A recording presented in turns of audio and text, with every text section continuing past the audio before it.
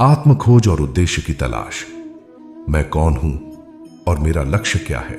आज की तेज रफ्तार दुनिया में जहां हर तरफ शोर है, हम में से बहुत से लोग अक्सर खुद को खोया हुआ महसूस करते हैं। हम लगातार भाग रहे हैं, लेकिन कहां जा रहे हैं यह साफ नहीं होता। सोशल मीडिया पर दूसरों की परफेक्ट जिंदगी देखकर हम अपनी कमियां गिनने लगते हैं और फिर यह सवाल उठना लाजिमी है, मैं कौन हूं? मेरा इस दुनिया में आने का मकसद क्या है? अगर ये सवाल आपके मन में भी गूंजते हैं तो आप अकेले नहीं हैं। ये वो मूलभूत प्रश्न हैं जिनका जवाब सदियों से इंसान तलाश रहा है। यहीं पर कृष्ण वाणी का गहरा ज्ञान हमें रोशनी दिखाता है। भगवत गीता, जो कृष्ण और अर्जुन के संवाद का सार है, हमें सिर्फ युद्ध के मैदान की कहानियां नहीं सुनाती, बल्कि जीवन के सबसे गहरे रहस्यों को उजागर करती है। कृष्ण हमें बताते हैं कि हम केवल ये शरीर नहीं है जो समय के साथ बूढ़ा होगा और मिट जाएगा। हम एक आत्मा है, शाश्वत, अविनाशी और दिव्य। यह समझना कि आप शरीर नहीं बल्कि आत्मा हैं, आत्म खोज की पहली और सबसे महत्वपूर्ण सीढ़ी है।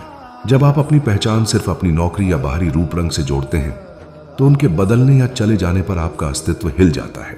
लेकिन जब आप खुद को आत्मा के रूप में देखते हैं, तो आप अंदरूनी रूप से स्थिर और शांत हो जाते हैं, क्योंकि आत्मा अचल है, अपरिवर्तनीय है। कृष्ण आगे बताते हैं कि हर आत्मा का एक परम उद्देश्य होता है, परमात्मा से जुड़ना। यह एक आंतरिक संतुष्टि और पूर्णता की भावना है जो किसी भी भौतिक उपलब्धि से कहीं बढ़कर है।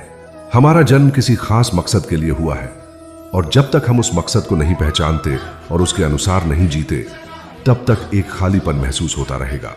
इस उद्देश्य को खोजने के लिए कृष्ण कई रास्ते दिखाते हैं। ज्ञान योग, बुद्धि से सत्य को समझना; कर्म योग, बिना फल की आसक्ति के कर्तव्य निभाना; और भक्ति योग, प्रेम और समर्पण से ईश्वर से जुड़ना। आत्म खोज एक यात्रा है, कोई मंजिल नहीं। इसमें उतार चढ़ाव आएंगे, संदेह भी होंगे, लेकिन कृष्ण वाणी हमें भरोसा दिलाती है कि हम अकेले नहीं हैं। यह हमें धैर्य रखने, निरंतर प्रयास करने और अपने भीतर झांकने के लिए प्रोत्साहित करती है। जब हम अपनी असली पहचान, आत्मा को वैसा को समझ लेते हैं और अपने जीवन के परम उद्देश्य को स्वीकार कर लेते हैं, तो हमारे रोजमर्रा के चुनाव, हमारे रिश्ते और हमारी चुनौतियां एक नए अर्थ में ढल जाती हैं। हम ज्यादा जागरूक हो जाते हैं, ज्यादा शांतिपूर्ण और ज्यादा उद्देश्यपूर्ण। तो आज ही से अपनी इस आत्म खोज की यात्रा को एक नया आयाम दें। अपने भीतर झांकें, कृष्ण के ज्ञान को पढ़ें और महसूस करें कि आप वास्तव में कौन हैं और आपका जीवन कितना अर्थपूर्ण है।